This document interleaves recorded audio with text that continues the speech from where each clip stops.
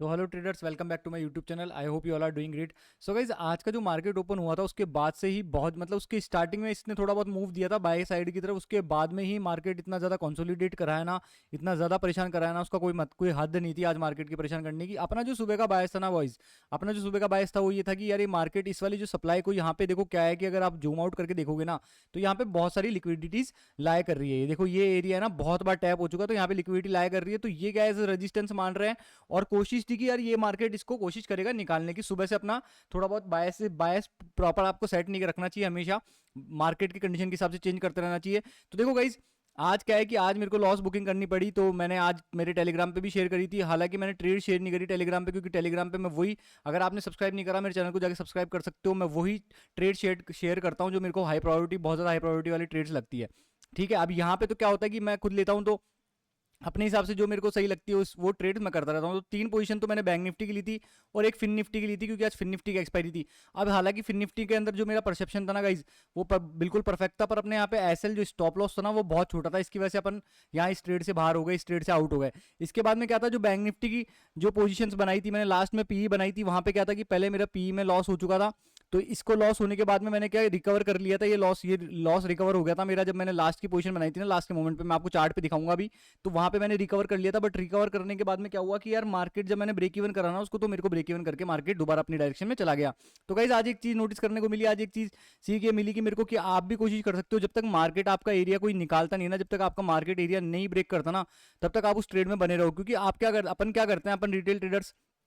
क्या करते हैं, जैसे मान लो ये अपना एरिया है, तो मार्केट यहीं पे घूम रहा है, यहीं पे घूम रहा है, तो अपन क्या है इसके जस्ट नीचे का ऐसे रख देते हैं। तो यहाँ पे मार्केट अपन को ब्रेक इवन करके, और अपना प्रॉपर एरिया तो ये है, तो यहीं से मार्केट अपनी डायरेक्शन में मूव कर जाता है। तो गाइस, कोशिश करना कि आगे से जब भी आप ट्रेड करो ना, तो थोड़ा सा एसएल बड़ा रख लो, क्वांटिटी कम कर लो, पर आपका जो एरिया है ना, जब तक वो नहीं निकालता तब तक वहां से निकलने की कोशिश मत करना। ठीक है गाइस, तो ये हो गया सिनेरियो। अब देखो क्या होता है कि यहाँ पे जब मार्केट होता है ना, तो देखो अपना जो प्रॉपर सेटअप मैं जो देख रहा था, मेरा ये सीन था कि यार मार्केट है ना यहाँ पे सिनेरियो पे आएगा, देखो, और मार्केट एंड में आया भी। देखो ये डिमांड एक ही मार्क कर रखी थी मैंने, क्योंकि मेरे को पता था कि मार्केट यहाँ पे आएगा। बट ये था कि मेरा कि यार ये यहाँ पे चेंज ऑफ करेक्टर करके दोबारा जब यहाँ पे रिटैप कर देना एक बार, तो अपना हायर आई का टारगेट मिलता। पर देखो मेरे को कहाँ समझ में आया कि जब ये मार्केट नीचे जाएगा, 2:40 बज रहे थे समथिंग, 2:40 के समथिंग क्या हो रहा था कि देखो मार्केट क्या कर रहा है कि जैसे मान लो मार्केट का स्ट्रक्चर पॉइंट ये है अभी, स्ट्रक्चर और मार्केट है ना पूरे दिन में किसी भी प्रीवियस स्ट्रक्चर, जो हाई स्ट्रक्चर पॉइंट्स है ना, देखो स्ट्रक्चर पॉइंट्स को मार्केट कभी भी नहीं निकाल पाया आज। मतलब आज के पूरे दिन में कंसोलिडेशन करा इसने इस फेज में। ठीक है, तो प्रीवियस जो स्ट्रक्चर, मेन स्ट्रक्चर पॉइंट था ना, उसको अभी तक मार्केट ब्रेक नहीं कर पाता, इसलिए अपनी सेल की एंट्री नहीं बन रही थी यहाँ पे। ये बार बार रेजिस्टेंस फॉर्म करके, लिक्विडिटी फॉर्म करके ऊपर, फिर दोबारा नीचे आ रहा था, फिर लिक्विडिटी फॉर्म कर रहा था, फिर नीचे आ रहा था। तो वहां पे अपन ट्रेड नहीं करते गाइस, अपन अपने प्रॉपर सेटअप को फॉर्म होने देते हैं, तब जाके ट्रेड करते हैं। अब देखो यहाँ पे मैंने ट्रेड कैसे ली थी, यहाँ पे जब देखो 240 का लास्ट मोमेंटम, आपको पता है कि लास्ट थर्ड सेकंड हाफ होता है उसके अंदर मूवमेंट आने वाला था। ठीक है, सेकंड हाफ में मूवमेंट आने वाला था, तो इसका अपन ने इंतजार करा। इंतजार करते करते देखो क्या होता है, मैं आपको बताता हूँ। इंतजार करते करते देखो यहाँ पे ना मार्केट की मेरी जो एंट्री थी वो यहाँ पे समथिंग एंट्री थी, तो मार्केट पुल बैक करा, कोई दिक्कत नहीं, इससे भी अपन को कोई दिक्कत नहीं थी। अब क्या हुआ, जैसे अपनी डायरेक्शन में गया ना गाइज, तो यहाँ पे भी मैंने नहीं निकाला उसको। मैंने देखा कि अब ब्रेक इवन कर देता हूँ। जब ये मार्केट यहाँ पे आया ना, तब मैंने इसको ब्रेक इवन कर दिया कि अब कोई दिक्कत नहीं है, आराम से इसका प्रीवियस, देखो इसने चेंज ऑफ कैरेक्टर भी दे दिया। अब जो अपन चेंज ऑफ कैरेक्टर, जो अपना कैरेक्टर्स देखते हैं मार्केट में, तो आप देख सकते हो इसको स्ट्रक्चर पॉइंट मानेंगे, क्योंकि ये हाई निकाल के आया। देखो यहाँ का स्ट्रक्चर देखो, ये 5 मिनट की डिमांड है यहाँ पे। अगर इसको डायरेक्ट ब्रेक करता तो बहुत अच्छा कंफर्मेशन हो जाता यहाँ पे, क्योंकि अब देखो मार्केट मूव दे नहीं रहा था और अपन को ट्रेड करनी थी अच्छी खासी। तो क्योंकि मेरे को लग रहा था कि यार मार्केट जब ऊपर नहीं जा पा रहा ना, यहाँ पे सस्टेन कर रहा है, तो यहाँ से मार्केट सेल साइड की तरफ मूव कर सकता है। तो यहाँ पे जब इस स्ट्रक्चर पॉइंट ने जब हाई को ब्रेक करा ना, तो ये हाई को ब्रेक करते ही मेरे को लगा कि जैसे इस स्ट्रक्चर पॉइंट को ये ब्रेक करेगा ना, तो इसको चेंज ऑफ करेक्टर मान लेंगे। तो इसको अपन ने चेंज ऑफ करेक्टर माना, पर मैंने क्या करा, इसको थोड़ी बहुत जल्दीबाजी में, क्योंकि आज मेरे को लॉस हो चुका था पहले शायद तक समथिंग 4000 या 6000 का लॉस चल रहा था मेरे को। ठीक है, तो मेरा ये था कि 2-3 हजार रुपए का रिस्क मैं और ले सकता हूं, क्योंकि अपना टारगेट यहाँ पे बड़ा होता। ठीक है, अब आप खुद देख सकते हो, मेरा परसेप्शन ये था कि मार्केट यहाँ तक आएगा क्या। और अगर आप निफ्टी को देखोगे ना, तो गाइस निफ्टी में भी यही सीन था। निफ्टी में सिनेरियो क्या चल रहा था, निफ्टी है ना हाई बना दिया, एक हाई मारने के बाद में क्या है कि मार्केट नीचे नहीं जा पा रहा था, और जैसे ही निफ्टी ने इसको ब्रेक करा ना, देखो ये प्रीवियस डिमांड को ब्रेक करा, तब मेरे को समझ में आ गया, तब मेरे को बैंक निफ्टी में भी सिग्नल मिल गया था कि यार अब मार्केट नीचे जाएगा। बट यहाँ पे इसने अनफॉर्चुनेटली मेरे को ट्रेड से बाहर कर दिया। बट कोई दिक्कत नहीं है guys, loss is the part of the game, losses चलते रहते हैं। आप उनको 8000 रुपए का लॉसेस है, बस मैटर क्या करता है रूल में, पता है मैटर क्या ये करता है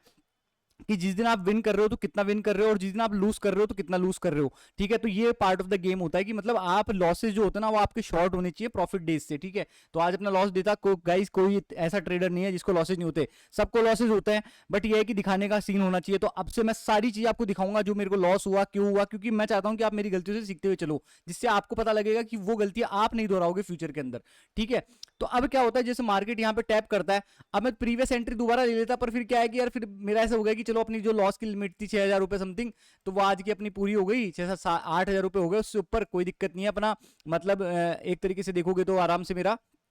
वैसे तो मेरा 40 पॉइंट का एसएल होता है, पॉइंट के हिसाब से एसएल देखता हूं मैं, 40 पॉइंट का एसएल होता है मेरा 2 ट्रेड के हिसाब से, क्योंकि मैं 300 क्वांटिटी से लेता हूं, 150 क्वांटिटी से, वो क्वांटिटी मैं मैनेज करता रहता हूं अपने ट्रेड के हिसाब से कि कितनी हाई प्रोबेबिलिटी ट्रेड है। ठीक है, तो यहाँ पे इसने मेरे को ब्रेक इवन करके ये मार्केट अपना चलने लग गया, तो फिर इसके बाद में क्या हो गया, मैं भी थोड़ा ऐसा हुआ कि यार कोई दिक्कत नहीं है, मार्केट कोई दिक्कत नहीं है, कहीं नहीं जा रहा मार्केट, अपन को कल भी मौके देगा। तो इसलिए देखो आपको क्या करना होता है कि अब जब अब एरिया था ना, अब जैसे मैंने आज क्या गलती कर दी, मेरे से थोड़ी सी मिस्टेक यही हुई कि गाइज मेरे को यहाँ से निकलना नहीं था, यहाँ पे ब्रेक इवन नहीं करना था, यहाँ पे पहले एक बार इसको ब्रेक करने के बाद में जब मार्केट प्रॉपर एक बार निकालता ना, तब इसको ब्रेक इवन करना चाहिए था, क्योंकि ये फिर ब्रेक ऑफ स्ट्रक्चर हो जाता, और फिर इसके बाद में इसके रीटेस्ट से फिर मार्केट नीचे चला जाता। तो आपको भी कोशिश यही करनी कि अगर आपका कोई एरिया है ना गाइज, आपका कोई एरिया है ना, तो वहां पे आप क्या करो कि उसको पूरा एरिया को ही ऐसे लेके चलो, ना कि जैसे इसने ये नीचे निकाला तो आपने इसको ऐसे ले लिया, तो क्या करता है मार्केट वापस आके आपका ऐसे ले लेगा और आपकी डायरेक्शन में चला जाएगा, और फिर उससे क्या होता है कि आप सोचते रह जाते हो कि अरे यार ये क्या हुआ, मार्केट तो मेरे साथ ऐसा करता है, पर मार्केट कुछ नहीं करता गाइज, मार्केट हमेशा न्यूट्रल रहता है। ये क्या होता है, अपना परसेप्शन होता है, अपने परसेप्शन अपन चीजें देखते हैं, अपने जो माइंड सेट में चलता रहता है वो अपन रिफ्लेक्ट करते हैं मार्केट के ऊपर, और वो चीजें अपने पे दोबारा रिफ्लेक्ट होती है, और उसके अपने लाइफ में नेगेटिव इफेक्ट देखने को मिलते हैं, और अपनी ट्रेडिंग में नेगेटिव इफेक्ट देखने को मिलते हैं। और हाँ, मैंने जो बाय करी थी गाइज, बाई की पोजीशन समथिंग मैंने यहाँ पे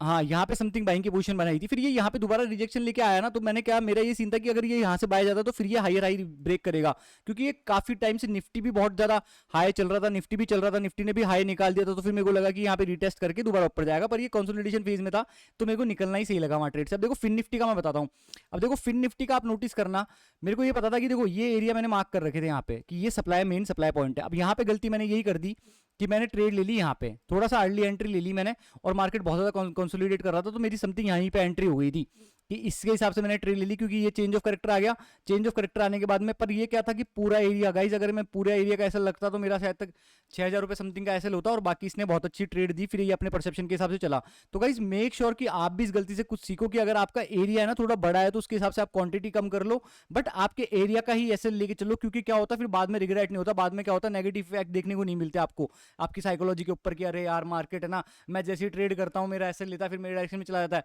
ये क्या होता है कि एंट्री की थोड़ी सी गलती से या फिर थोड़ी सी मिस्टेक की वजह से हो जाता है, या फिर कभी कभार क्या होता है करेक्शंस हो जाते हैं मार्केट में, जैसे करेक्शन देखने को मिल गया, मार्केट चाहता तो यहीं से जा सकता था, यहीं से जा सकता था, बट यहाँ पे करेक्शन देखने को मिल गया, तो मार्केट में करेक्शन देखने की वजह से आपका एरिया तो ब्रेक नहीं करा, आपका एरिया तो सही था, आपका परसेप्शन तो सही था, बट क्या हुआ कि आपका जो एसएल था ना आपने ब्रेक इवन कर दिया हाथों हाथ आपकी डायरेक्शन में चलते ही, और वो दोबारा आपको ब्रेक इवन करके या फिर आपका एसएल हिट करके निकल गया। तो गाइज आप ये कोशिश करें कि आपका जो एसएल है ना वो एरिया के ऊपर रखें, या फिर एरिया से निकलने तक का एसएल रखें। ठीक है, तो गाइस देखो अब अपना ये मेन चीज था, क्योंकि देखो मेरा यहाँ पे नीचे आने का परसेप्शन क्यों बन रहा था मैं बताता हूँ आपको लास्ट में, क्योंकि देखो ये मार्केट ने इनएफिशिएंसी छोड़ दी थी यहाँ पे। ठीक है, और निफ्टी भी देखो, निफ्टी का क्या था कि निफ्टी ने गैप अप ओपन हुआ, और गैप अप ओपन होने के बाद में इन्होंने क्या करा, पहले तो पागल बनाया लोगों को कि यार मैं आज मार्केट ऊपर जाएगा और मार्केट इस वाले एरिया को टैप करेगा, जब तक ये निफ्टी इस वाले एरिया को टैप करेगा तब तक बैंक निफ्टी भी हायर हाई कर देगा। बट देखो इसने बहुत बड़ा गैप अप दिया, बहुत बड़ा तो नहीं मतलब जितना हो सकता था उतना गैप अप दिया इसने, और गैप अप देने के बाद में मेरे को पता था कि जब ये यहाँ से ऊपर जा नहीं पा रहा गाइस, अगर ये इस डिमांड को तोड़ देता तो इस डिमांड को तोड़ने के बाद में मार्केट के पास एक ही डायरेक्शन रह जाएगी, और वो रह जाएगी सेल की तरफ, तो अपन को वहां पे ट्रेड लेनी पड़ेगी और देखना पड़ेगा कि बैंक निफ्टी किस हिसाब से मूव करता है। तो वही देखने को मिला जो मेरा परसेप्शन था, मार्केट आराम से देखो यहाँ पे डिमांड पे आने के बाद में भी यहाँ पे थोड़ा सा नाटक करा इसने, बट यहाँ पे प्रीवियस सप्लाई पे टैप करके दोबारा मार्केट अपनी डायरेक्शन में चला गया। तो गाइज ये है कि losses are the part of the game, losses चलते रहेंगे, प्रॉफिट और losses part of the game है, बस उनके बीच में आपको रह के चलना है और उनको दोनों को मैनेज करते हुए चलना है कि आपका प्रॉफिट जिस दिन विन कर रहे हो तो आपका विन रेशियो अच्छा होना चाहिए, प्रॉफिट अच्छा होना चाहिए, जिस दिन लॉस कर रहे हो उसको मैनेज करना चाहिए और कम करना चाहिए। तो इस हिसाब से अपन क्या होता है ट्रेडिंग को आगे की तरफ देखते हैं और ट्रेडिंग एज अपने लिए बहुत अच्छा बन जाता है। और उसके लिए क्या होता है अपने को जो हाई प्रोबेबिलिटी ट्रेड्स देखते हैं आने वाले टाइम फ्रेम पे और बहुत सारी चीजें देखते हैं कि पूरा महीने का एंड देखते हैं, तो अपन को क्या होता है वहां पे प्रॉफिटेबल बन के निकलता है ट्रेडर। तो यही होती है कंसिस्टेंट ट्रेडर की निशानी कि वो किसी भी चीज से शेकेबल नहीं होता, किसी भी चीज का डाउट वगैरह कुछ भी नहीं होता उसके दिमाग में कि लॉस हो गया तो ये हो गया, रिग्रेट हो गया, वो हो गया, कुछ नहीं होता गाइज, एकदम न्यूट्रल होता है मार्केट का, प्रोस्पेक्टिव न्यूट्रल होता है। बस मार्केट जो अपॉर्चुनिटी दे रहा है उसके लिए अपन को अवेलेबल होना पड़ता है, बस उन अपॉर्चुनिटीज के लिए अवेलेबल रहो। आपको अगर आपका एरिया लग रहा है, जैसे मान लो यहाँ पे मेरा ऐसे लिट हो गया, तो यहाँ पे आपको लग रहा है कि यहाँ पे कंटिन्यूएशन दोबारा बनेगा, तो आप जाके कंटिन्यूस ट्रेड कर लिए। ऐसा नहीं कि आप अपने बिलीफ की वजह से रुक गए कि अरे यार नहीं यार ये यहाँ पे डर लग गया, ये वो फियर हो गया, कुछ नहीं है गाइज। आपको हमेशा फियर से, कभी भी फियर से परसेप्शन चूज नहीं करना, मार्केट का डायरेक्शन को फियर से नहीं देखना, फियर से कभी भी मार्केट को नहीं देखना, और ना ही ओवर कॉन्फिडेंस में ट्रेड करनी है कि जैसे आज प्रॉफिट हो गया तो मैं ओवर कॉन्फिडेंट हो गया कि कोई दिक्कत नहीं है, मेरे को तो मार्केट सारा समझ में आ गया। हमेशा अपन को अनसर्टेनिटी रूल फॉलो करना है। अनसर्टेनिटी की रूल का मतलब ये हो गया कि मार्केट कुछ भी कर सकता है, बस मेरे पास एक चीज है, मेरे पास एक हथियार है मेरे आर्सेनल के अंदर, वो ये है कि मेरे पास मेरा एज है, वो मेरा एज मेरी साइड है, तो मेरे लिए हाई प्रायोरिटी ट्रेड है। बाकी मार्केट मेरे एज पे जाके भी मेरे को लॉस दिखा सकता है, बट ये है कि अगर मेरा एज बनेगा तो मेरे को, अगर मैं विन करूंगा तो थोड़ा ज्यादा विन करूंगा लॉसेस से। तो गाइज ये चीजें आपको ध्यान रखनी होती है ट्रेडिंग के अंदर। और गाइज आप मेक श्योर कि आप सीखते रहो, नॉलेज लेते रहो, और अपने पुराने वीडियोस को देखते रहो। तब तक के लिए थैंक्स, और अपने चैनल को सब्सक्राइब करो।